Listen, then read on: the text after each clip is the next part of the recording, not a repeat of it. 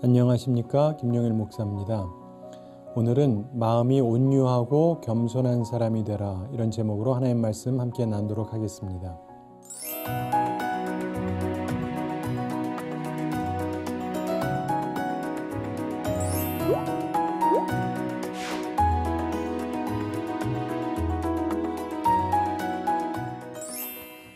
세상에는 많은 지친 사람들이 있습니다. 살면서 보면 힘들잖아요. 어떤 사람은 하나님을 찾으려다가 노력하다가 만나지 못하고 포기하는 사람도 있고요. 혹은 인생 살아보면서 정말 착하게 성실하게 살아보려고 노력하지만 계속 실패하면서 절망에 빠지는 사람도 있습니다. 혹은 삶의 목표가 명확하지 않은 사람도 있고 아무런 의미를 찾지 못해서 허무해하는 사람도 있습니다. 이런저런 이유로 고생하면서 인생의 짐, 너무 무거워서 지치고 실망하는 사람들이 있습니다. 그래서 소위 인생의 실패자처럼 여기는 사람들이 있어요. 혹시 이 말씀을 듣는 여러분은 괜찮으신지 한번 생각해 보십시오. 예수님께서 말씀하셨습니다. 수고하고 무거운 짐진 자들아 다 내게로 오라. 내가 너희를 쉬게 하리라. 수고하고 무거운 짐진 자들아, 다시 말해서 지칠 대로 지친 사람들아 다 나에게 오라. 이렇게 예수님께서 말씀하십니다. 진리를 찾고 정의를 찾고 그러다가 고생하고 수고하고 힘든 사람들을 주님께서 부르십니다. 예수님께서 자신에게 오라고 말씀하십니다. 특별히 하나님 만나고 싶지만 만나지 못했던 사람들, 진리를 찾지만 얻지 못했던 사람들, 이런 사람들에게 내게로 오라 말씀하십니다. 오는 것은 예수님을 믿는 것을 여기서 뜻합니다. 하나님을 찾으려고 하는 모든 노력, 예수님을 만나면 다 끝이 나게 되는 것이죠. 오시는데 예수님께서 말씀하시기를 다 내게로 오라 이렇게 말씀합니다. 모든 사람을 초대하시는 겁니다. 물론 여러분 한 사람 한 사람 다 포함되는 거죠. 주님께서 나를 부른다. 이걸 기억하시기 바랍니다. 물론 우리 모두를 부르지만 특별히 누구를 염두에 두신 거냐? 수고하고 무거운 짐진 자들에게 주님이 말씀하시는 거예요. 무슨 수고인지 무슨 짐인지는 명확하게 규명하지 않으셨습니다. 아마도 모든 것이 포함되는 것이겠죠. 사는 것이 고생스러울 수 있습니다. 힘이 드실 수 있어요. 주님께 오시기 바랍니다. 특별히 영적인 면에서 수고와 무거움을 느끼는 분들에게 이 말씀은 정말 복음, 좋은 소식입니다. 당시 바리새인들과 서기관들에 의해서 어깨에 놓여져 있던 무거운 율법의 짐, 율법의 규칙, 이런 것으로 억압받는 모든 사람들에게 주신 초청의 말씀이에요.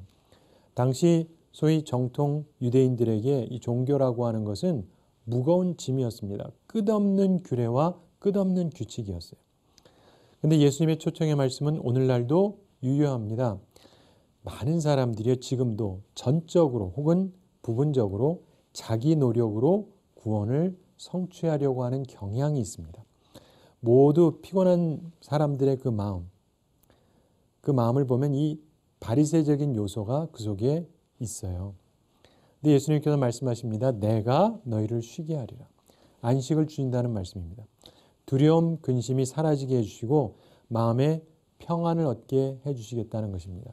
특별히 내가가 강조적으로 표현됩니다. 즉 다른 사람은 너희를 어떻게 대우하더라도 나는 너희를 쉬게 할 것이다. 이게 예수님의 약속의 말씀입니다. 우리를 쉬게 하시겠다고 말씀합니다.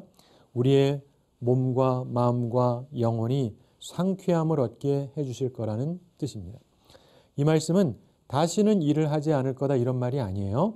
주님께서 우리에게 적합하도록 영혼과 쉼의 상쾌함을 주실 것이고 동시에 준비하신 것, 가볍게 일을 할 수 있는 것을 주실 거라는 것입니다. 오래전에 영국 런던의 빅토리아 정거장에서 바클레이라고 하는 사람이 기차를 탔습니다.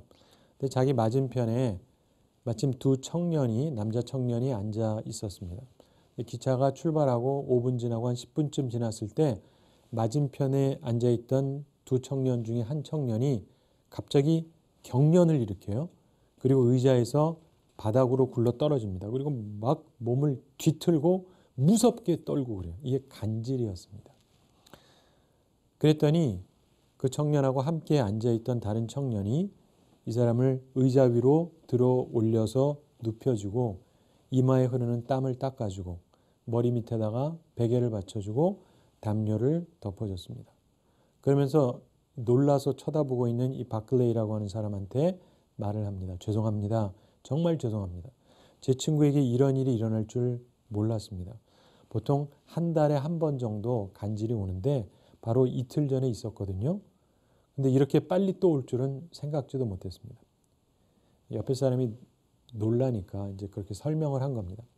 그러면서 그 청년이 자기 둘의 이야기를 설명해 줘요.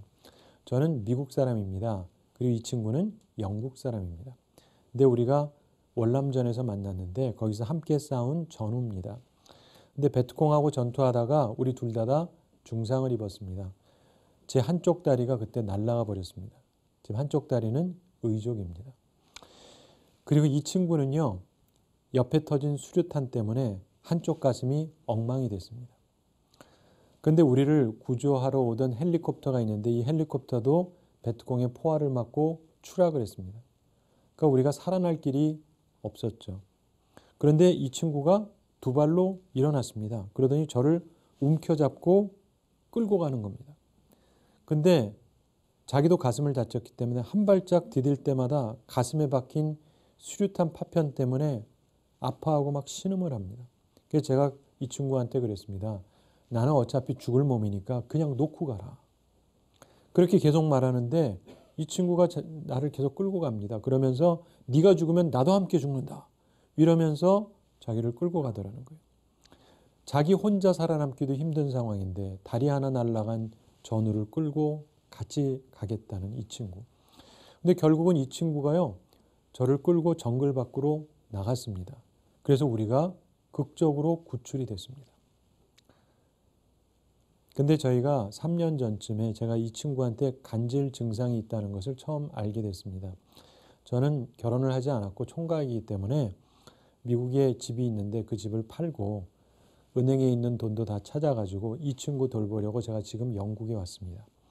이 친구는 항상 곁에서 누가 돌봐줘야 될 사람이 필요하기 때문에 제가 온 겁니다. 그리고 그때부터 제가 이 친구랑 항상 함께 있습니다. 이렇게 말하더랍니다. 바클레이라고 하는 분이 그 청년의 말을 들으면서 말했습니다. 저한테 조금도 사과할 필요 없습니다. 두 분의 이야기를 들으니까 제가 들었던 얘기 중에 가장 아름답고 귀한 이야기입니다. 그랬답니다. 그랬더니 그 청년이 이렇게 답하더랍니다.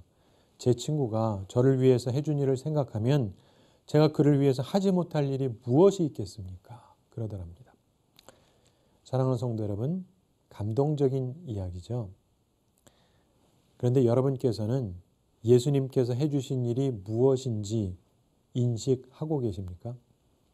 우리를 위해서 하늘의 영광을 버리시고 이 낮고 천한 이 땅에 일부러 오셨고 우리를 위해서 대신 생명을 바쳐 주셨어요. 처형당하셨습니다. 그러면서 우리를 구원해 주셨습니다. 근데 그 깨달음을 가지고 계십니까? 혹시라도 그걸 알지 못했다면 이 시간에 예수 그리스도를 나의 구주로, 주님으로 영접하시기 바랍니다. 그리고 또한 그걸 알고 계시는데 별로 인식하지 않고 살으셨던 분 계십니까? 그럼 이 시간에 결단을 하시기 바랍니다. 좀 전에 그 이야기가 아름다운 이야기로 끝나는 이유는 다른 한 친구가 은혜를 인식하고 결단을 했기 때문이에요. 만약에 은혜만 입고 지나갔다면 서글픈 얘기가 되겠죠. 슬픈 이야기. 그러나 그 은혜에 보답하기 때문에 아름다운 이야기로 결말이 지어지는 것입니다. 우리가 하나님을 안다라고 하는 것, 지적인 탐구, 공부 이런 걸로 얻는 데는 한계가 있어요. 오히려 우리가 예수 그리스도에게 와야 됩니다. 그리스도 안에 있을 때 우리가 하나님을 알 수 있고 하나님을 볼 수 있고 하나님에 대해서 진정으로 깨닫게 됩니다. 예수님을 구주로 영접하고 절대적으로 신뢰하고 주님께서 주는 구원을 얻고 쉼을 얻어야 됩니다. 동시에 항상 주님 앞에서 나도 결단을 해서 주님의 사랑의 이야기가 허무한 이야기로 끝나는 것이 아니라 주님과 우리의 사랑의 이야기로 아름답게 결말을 맺을 수 있도록 결단하는 우리들이 다 되기를 바랍니다. 예수님께서 말씀하셨습니다. 29절에 나는 마음이 온유하고 겸손하니 나의 멍에를 메고 내게 배우라. 그리하면 너희 마음이 쉼을 얻으리라. 예수님께서 내 멍에를 메고 나한테 배워라 이렇게 말씀하십니다. 이 얘기는 내 가르침을 받아들여라 이런 말씀입니다. 사람은 단순히 예수님을 믿음으로 구원을 얻습니다. 근데 멍에를 맨다 이 말은 복종을 뜻하죠. 즉 멍에를 메고 배우라 이 말씀은 예수님의 제자, 순종하는 제자가 되라는 말씀입니다. 우리가 해야 될 사명이 있기 때문에 그렇습니다. 주님의 멍에를 메고 주님께 배우면 우리 마음이 쉼을 얻을 거라고 주님께서 말씀하십니다. 예수님의 진정한 제자가 되면 따르는 결과를 말씀해요. 피곤한 인생에 주님 앞에 오므로 새로운 원기를 회복하게 됩니다. 예수님 믿고 오기 때문에 의롭다함을 얻는 칭의의 쉼을 얻게 됩니다. 동시에 주님과 함께 하면서 얻는 성화의 쉼을 얻게 돼요. 그래서 쉼의 발견 혹은 쉼의 얻음, 이것은 그리스도께서 주시지 않으면 얻을 수가 없습니다. 주님께서 나타내 주셔야 발견이 가능하죠. 30절을 보시면 주님께서 말씀하십니다. 이는 내 멍에는 쉽고 내 짐은 가벼움이라 하시니라. 이는 즉 예수님께서 주시는 사역은 쉼을 방해하지 않고 그 반대로 쉼을 돕는 사역이 될 것이기 때문이라고 말씀하는 거예요. 여러분 멍에라고 하는 건 일반적으로 나무로 만든 틀입니다. 그래서 짐을 쉽게 운반하기 위해서 사용하는 도구예요. 짐을 지고 갈 경우에 이 멍에가 어깨에서 잘 벗겨지지 않도록 잘 조정해야 되고 또 짐도 너무 무겁지 않아야 되겠죠. 근데 멍에가 잘 맞지 않는다 혹은 짐이 너무 무겁다 그러면 힘들죠. 근데 예수님께서 내 멍에는 쉽고 이 말씀은요 멍에가 몸에 잘 맞는다 이런 의미입니다. 예수님의 멍에는 당시 바리새인들, 서기관들 이런 사람들이 사람에게 지우는 율법적인 멍에하고는 다른 것이라는 뜻입니다. 내 멍에는 쉽고 이 말씀에서 쉽다는 말은 크레스토스라고 하는 말인데 몸에 잘 맞는다 이런 의미가 있습니다. 멍에는 양편의 똑같은 비율의 무게를 잘 분배해서 짐을 쉽게 운반하도록 사람이나 어깨, 동물의 이 어깨에 올려놓는 거잖아요. 근데 성경에는 없지만 한 전설에 의하면 예수님께서 공적인 일을 시작하시기 전에 목수의 일을 하셨는데 갈릴리에서 제일 좋은 멍에를 만드셨다 그래요. 그래서 각 지방에서 많은 사람들이 잘 만든 멍에를 사려고 예수님의 목공소로 모여들었다는 전설이 있습니다. 그래서 소가 매는 멍에를 만들 때 나무로 만드는데 소를 끌고 와서 치수를 잽니다. 맞춰야 되니까. 그리고 멍에를 주었습니다. 즉 내가 예수님께서 만든 멍에는 몸에 잘 맞는다 이런 말씀입니다. 자 그럼 가장 잘 맞는 멍에가 무엇입니까? 바로 온유와 겸손한 마음이에요. 이 마음을 가지셔야 돼요. 온유하고 겸손한 마음. 그러면 짐지는 것이 쉬워집니다. 온유한 마음으로 살아보세요. 겸손한 마음으로 살아보세요. 그러면 편해져요. 예수님 당시에 율법주의가 팽배했습니다. 많은 율법과 계율을 엄격히 지킴으로 구원을 얻는다고 강조하는 것이 그 가르침의 특징이었습니다. 그런데 예수님께서 주시는 멍에는 쉬워요. 그냥 주님을 신뢰하기만 하면 됩니다. 짐도 가볍습니다. 온유와 겸손을 배우면 되는 겁니다. 이 온유와 겸손에 대해서 우리가 또 잠깐 생각해 보겠는데 이 온유라고 하는 말은 헬라어로 프라우테스라고 하는 말입니다. 온유, 온순, 부드러움, 친절 이런 것을 의미합니다. 이 단어는 부유하고 거만한 사람들, 이런 사람들이 세속적인 힘을 믿고 하나님께 도전하고 약한 사람을 압제하는 이런 태도하고 반대가 되는 경건한 사람들의 태도를 의미합니다. 무엇보다도 예수 그리스도의 성품이 온유하다고 묘사되고 있지 않습니까? 이 온유라고 하는 것은 첫째로 하나님께 전적으로 의지하는 태도를 묘사해요. 그리고 둘째로 하나님께 의지하는 사람이 타인에게 보이는 태도를 묘사하는 데 사용이 됩니다. 하나님께 반역하고 타인에게 무례하게 행동하는 사람하고 달리 예수님께서는 아버지 하나님을 전적으로 의지하셨고 약자를 압제하지 않으셨습니다. 이 내면적인 자세의 온유를 영어로 meekness, 그리고 사람을 향한 온유를 흔히 gentleness 이렇게 표현합니다. 그래서 신사의 품성, 그것은 양복을 입어야 할 신사가 아니라 약한 타인을 예의 바르게 대하는 따뜻한 마음을 신사의 품성이라고 얘기하는 겁니다. 온유함은 참으로 기독교적인 품성이에요. 예수님의 성품이 그렇기 때문입니다. 우리 모두 그래야 됩니다. 참고로 철학자 아리스토텔레스는 온유함을 성급함과 게으름의 중간에 위치한다 이렇게 설명했습니다. 어느 쪽으로 치우치지 않는다는 거죠. 온유함의 가치는 마음의 평정을 유지할 수 있는 것이다 이렇게 표현했습니다. 자, 우리 신구약 성경에서 보면은 온유랑 관련해서 중요한 구절들을 잠깐 생각해 보면서 온유를 조금 더 깊게 생각해 보기를 원합니다. 우선 말씀을 대하는 자세가 온유해야 돼요. 우린 말씀을 받을 때 온유함으로 받으라고 성경이 얘기합니다. 신약성경 야고보서 1장 21절에서 그러므로 모든 더러운 것과 넘치는 악을 내버리고 너희 영혼을 능히 구원할 바 마음에 심어진 말씀을 온유함으로 받으라. 그래서 말씀을 항상 온유함으로 받으셔야 돼요. 왜요? 온유한 자는 하나님께서 지도하시고 가르치시기 때문입니다. 시편 25편 9절에서 온유한 자를 정의로 지도하시며 온유한 자에게 그의 도를 가르치시리로다 이렇게 말씀합니다. 또한 온유한 자는 하나님께서 구원하신다고 성경에 말씀하죠. 시편 76편 9절에 보면 곧 하나님이 땅의 모든 온유한 자를 구원하시려고 심판하러 일어나신 때로다. 여러분 지금 말씀 받으실 때도 온유함으로 받으시고 언제든지 하나님 말씀을 받을 때 온유함으로 받으시기 바랍니다. 그러면 하나님께서 우리를 모든 상황에서 구해주시고 지도해 주신다는 게 성경의 말씀입니다.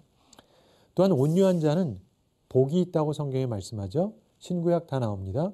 구약에서 시편 37편 11절에서 그러나 온유한 자들은 땅을 차지하고 풍성한 화평으로 즐거워하리로다. 그래서 미래가 보장이 되고 화평이 보장이 된다고 말씀해요. 예수님께서도 마태복음 5장 5절에서 온유한 자는 복이 있나니 그들이 땅을 기업으로 받을 것이며 이렇게 말씀합니다. 그래서 온유해야 돼요. 그래야 내 미래가 보장이 되고 내 후손의 미래도 보장이 되는 것입니다. 또한 형제를 향해서 우리가 온유한 마음을 품어야 된다고 성경은 말씀합니다. 사랑은 온유하다는 거 아시죠? 고린도전서 13장 4절에 사랑은 오래 참고 사랑은 온유하며 이렇게 말씀합니다. 특별히 우리가 잘못된 형제를 다룰 때에도 형제가 잘못했을 때에도 온유한 심정으로 바로잡아야 됩니다. 갈라디아 6장 1절에 보면 형제들아 사람이 무슨 범죄한 일이 드러나거든 신령한 너희는 온유한 심령으로 그러한 자를 바로잡고 너 자신을 돌아보아 너도 시험을 받을까 두려워하라. 그래서 잘못된 형제를 다룰 때도 온유한 심정으로 잡아줘야 돼요. 그리고 우리가 믿지 않는 사람 전도할 때도 온유함으로 전도를 해야 됩니다. 베드로전서 3장 15절에 보면 너희 마음에 그리스도를 주로 삼아 거룩하게 하고 너희 속에 있는 소망에 관한 이유를 묻는 자에게는 대답할 것을 항상 준비하되 온유와 두려움으로 하고. 전도도 열정이 있긴 해야 되지만 근본적으로 온유의 자세가 필요한 것입니다. 이렇게 온유는 우리에게 꼭 필요한 것이에요. 그리고 또 이제 겸손을 잠깐 생각해 보겠습니다. 이 겸손이라고 하는 단어는 헬라어로 타페이노스라고 하는 말인데 겸손, 비천, 낮음을 뜻합니다. 이 단어는 자기를 낮추는 것 혹은 고난의 상태를 의미하는 것입니다. 하나님과 사람에 대해서 취하는 독특한 행동 양식을 뜻합니다. 교만이라든가 거만이라든가 폭력 이런 거하고 반대되는 개념이죠. 이것은 외부 사람들을 향한 행동에서 나타나는 태도를 의미하는 것입니다. 하나님께서는요, 어떤 사람이든 겸손하기를 원하십니다. 높든 낮든 배웠든 안 배웠든 가졌든 못 가졌든 모든 사람이 겸손하기를 원하세요. 이스라엘 왕이었던 사울 왕 처음에 겸손했죠. 왕이라도 겸손하기를 원하시는 게 하나님의 뜻입니다. 따라서 우리 그리스도인들은 겸손해야 돼요. 자기 특권을 자랑하지 않는 것, 이게 겸손이죠. 성경에 또 겸손에 관한 여러 말씀들이 나오는데 잠깐 좀 생각해 보겠습니다. 겸손하면은 은혜를 받는다고 성경이 말씀해요. 그래서 은혜를 입으려면 겸손해야 됩니다. 시편 147편 6절에 보면 여호와께서 겸손한 자들을 붙드시고 악인들은 땅에 엎드러뜨리시는도다. 잠언 3장 34절에도 진실로 그는 거만한 자를 비웃으시며 겸손한 자에게 은혜를 베푸시나니 이렇게 말씀해요. 겸손해야 은혜를 입습니다. 그리고 겸손해야 하나님께서 우리와 함께 하세요. 그리고 우리를 소생시켜 주십니다. 이사야 57장 15절에 보면 지극히 존귀하며 영원히 거룩하며 거룩하다 이름하는 이가 이와 같이 말씀하시되 내가 높고 거룩한 곳에 있으며 또한 통회하고 마음이 겸손한 자와 함께 있나니 이는 겸손한 자의 영을 소생시키며 통회하는 자의 마음을 소생시키려 함이라. 그래서 하나님은요 겸손한 사람과 함께 하시고 그런 사람의 영혼을 소생시켜 주신다는 게 성경 말씀이에요. 그렇기 때문에 하나님의 은혜를 입고 하나님이 함께 하시고 나를 소생케 하는 걸 원한다면 반드시 겸손해야 됩니다. 또한 겸손하면 영예와 존귀를 얻는다고 성경은 말씀합니다. 잠언 29장 23절에 보면 사람이 교만하면 낮아지게 되겠고 마음이 겸손하면 영예를 얻으리라. 그리고 잠언 18장 12절에서도 사람의 마음의 교만은 멸망의 선봉이요 겸손은 존귀의 길잡이니라 이렇게 말씀합니다. 겸손하면 오히려 영예와 존귀를 얻는다는 것입니다. 그리고 소원을 이루고 싶으십니까? 그럼 겸손하셔야 돼요. 겸손하면 소원을 이룬다는 거예요. 시편 17절에서 여호와여 주는 겸손한 자의 소원을 들으셨사오니 그들의 마음을 준비하시며 귀를 기울여 들으시고 이런 말씀이 나옵니다. 주님께서는 겸손한 자의 소원을 들어주세요. 그리고 겸손하면 높아집니다. 베드로전서 5장 6절에 보면 그러므로 하나님의 능하신 손 아래 겸손하라. 때가 되면 너희를 높이시리라. 겸손하면 때가 되면 하나님이 높여주십니다. 그리고 겸손하면 기쁨과 만족을 얻습니다.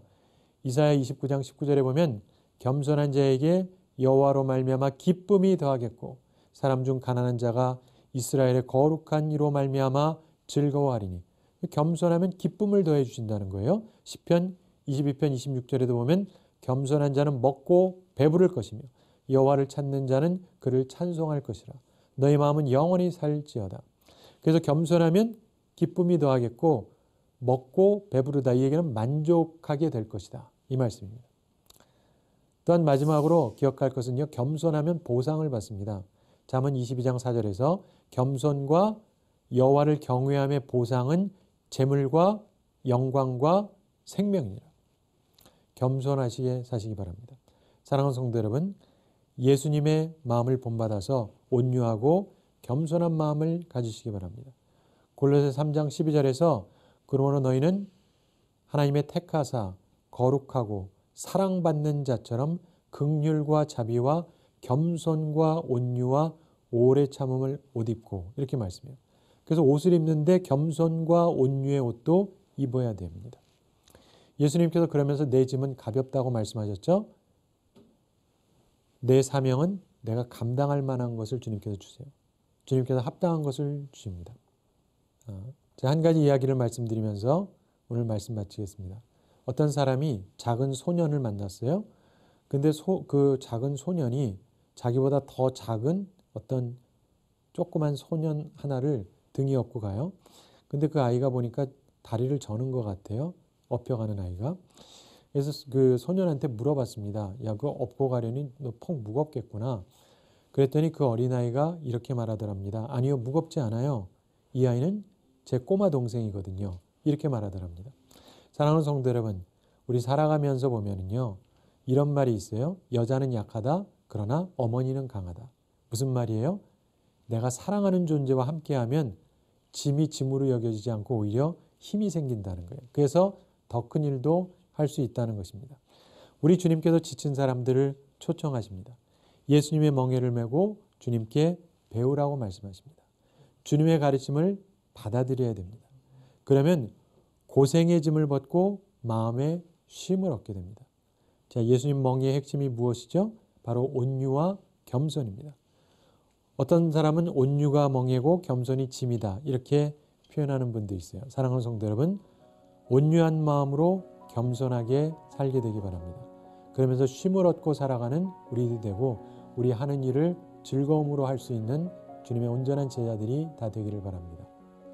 우리 한 주를 지내면서도 고생의 짐이 아니라 마음의 쉼을 얻고 살아가는 우리들이 되기 바랍니다. 그러기 위해서 마음이 온유하고 겸손한 그런 우리 모두가 되기를 바랍니다. 감사합니다.